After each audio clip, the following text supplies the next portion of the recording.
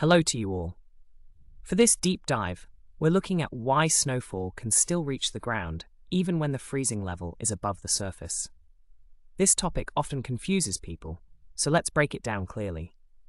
The freezing level tells us where the air temperature reaches 0 degrees Celsius. It's a helpful guide, but it does not tell the full story for snowfall. We need to consider the entire column of air, from the cloud all the way to the surface. Even if the freezing level is several hundred meters up, colder air near the ground can allow snow to survive its fall. Surface temperatures matter too. When the air at the surface is close to freezing, snowflakes have a better chance of reaching the ground without melting. This is especially true during heavier bursts of precipitation. Falling precipitation also cools the air around it. As snow passes through slightly warmer or drier layers, it can lower temperatures through evaporation and melting. This helps the snow continue to fall and sometimes settle even at low levels.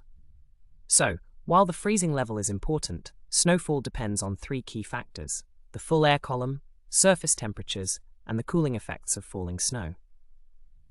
Okay, I hope you enjoyed this explanation of understanding snowfall, the freezing levels, air columns, and cooling effects. Please don't forget to like and subscribe for more deep dive topics on the WeatherScene channel. Take care, and I'll see you soon.